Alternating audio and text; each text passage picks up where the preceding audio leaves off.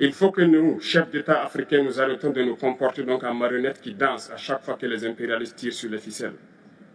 Les questions que mes générations se posent sont les suivantes, si je peux me résumer.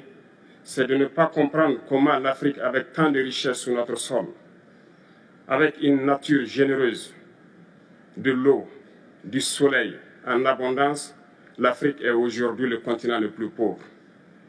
L'Afrique est un continent affamé. Et comment se fait-il que les chefs d'État traversent donc le monde à mendier? Voici des questions que nous nous posons et que nous n'avons pas de réponse jusque-là. Nous avons l'occasion de tisser de nouvelles relations. Et j'espère que ces relations puissent être les meilleures pour donner un meilleur avenir à nos peuples.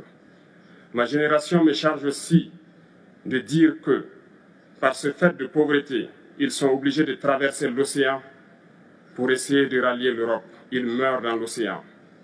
Mais que prochainement, ils n'iront pas traverser parce qu'ils viendront devant nos palais pour chercher leur pitance quotidienne.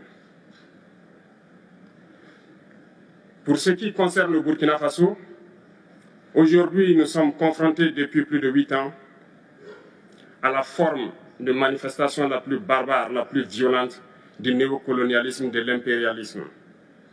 L'esclavage qu'on tend encore à nous imposer. Nos dévanciers nous ont bien appris une chose.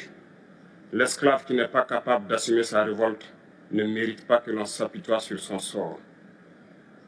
Nous ne nous apitoyons pas sur nos sorts, on ne demande pas que quelqu'un s'apitoie sur notre sort. Le peuple burkinabé a décidé de lutter contre l'île terroriste en mesure de relancer son développement.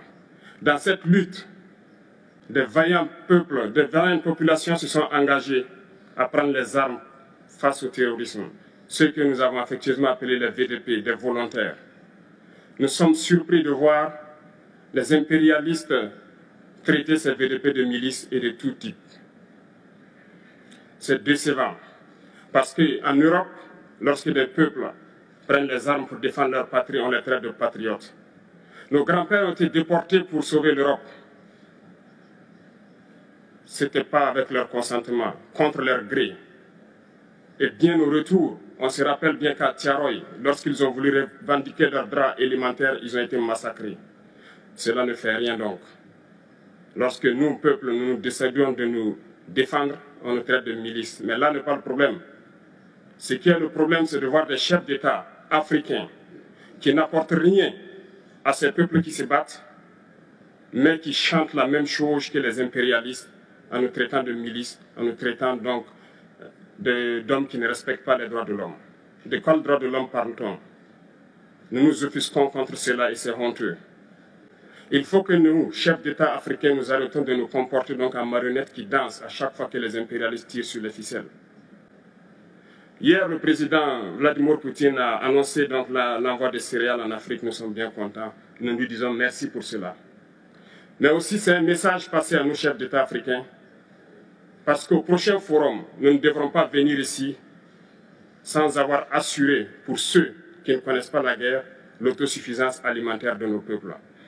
Nous devons prendre l'expérience de ceux qui ont pu déjà atteindre cela en Afrique, tisser de bonnes relations ici et tisser de meilleures relations avec la Fédération de Russie pour pouvoir assouvir les besoins de nos populations.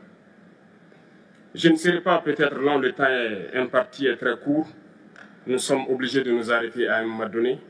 Mais je voudrais terminer en disant que nous devons donc rendre hommage à nos peuples qui se battent.